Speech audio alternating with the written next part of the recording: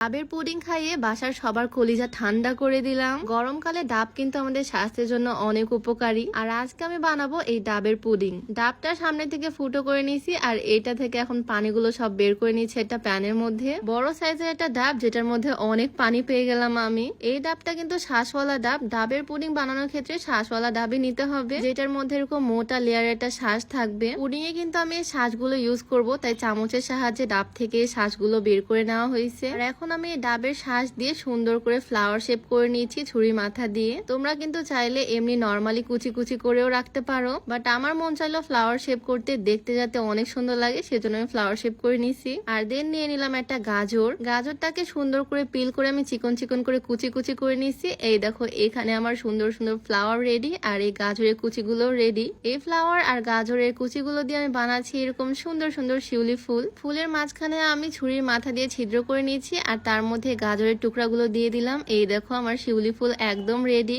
সবগুলো ফুল বানানো শেষে দেখো কি পরিমাণে সুন্দর লাগতেছে দেখতে। যখন পুডিং এর মধ্যে দিব তখন আরো সুন্দর লাগবে। তো ফুলগুলো আমি এক সাইডে রেখে দিলাম আর চুলার উপরে বসিয়ে দিলাম ডাবের পানি। ডাবের পানিটাকে আমি সামান্য ছেঁকে নিয়েছি আর তার মধ্যে আমি দিয়েছি সামান্য পরিমাণে চিনি। ডাবের পানি বেশি মিষ্টি হলে চিনি ইউজ করারও দরকার নাই, ইচ্ছা মতো চিনিটা চাইলে ইউজ করতে পারো মিষ্টির পরিমাণ অনুযায়ী। ভালোভাবে একবার বলক চলে আসলো আর তারপর আমি দিয়েছি আগার আগার পাউডার, যেটা জেলি মেক করতে সাহায্য করবে। এটা যে কোনো সুপার শপে তোমরা পেয়ে যাবে ইজিলি। এই আগার আগার পাউডারটা আমি ডাবের পানির মধ্যে দিয়ে দিলাম সামান্য পরিমাণে, আর তারপর এটাকে আমি পানির সাথে ভালোভাবে মিক্স করে নিব। জেলিগুলো কিন্তু এরকম দলা পেকে থাকবে, আমি চামচের সাহায্যে ভালোভাবে মিক্স করে নিচ্ছি। আর পুরো প্রসেসটাই কিন্তু করতে হবে একদমই লো হিটে। ভালোভাবে মিক্স করে আমি চুলাটা অফ করে দিলাম আর এইটা এখন ঢেলে দিচ্ছি একটা বাটির মধ্যে। যে বাটির মধ্যে বা পাত্রের মধ্যে পুডিং বানাবা সেটার মধ্যে ঢেলে দিতে হবে। আর এটার মধ্যে এখন দিয়েছি আমি বানিয়ে রাখা শিউলি ফুলগুলো। ইচ্ছা মতো সাজিয়ে বাটির মধ্যে আমি ফুলগুলো অ্যাড করে দিলাম। আমার কাজ ডান,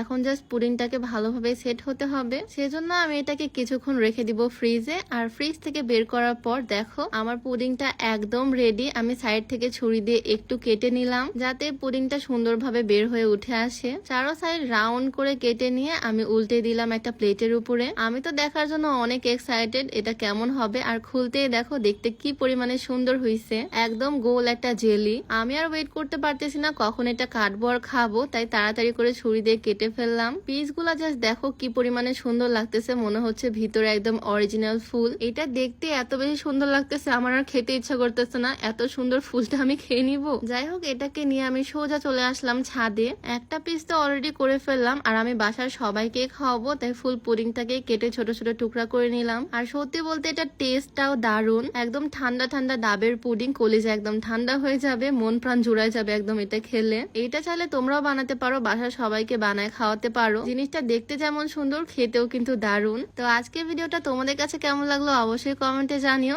সবাই ভালো থাকো, দেখা হচ্ছে নেক্সট ভিডিওতে। আল্লাহ হাফিজ।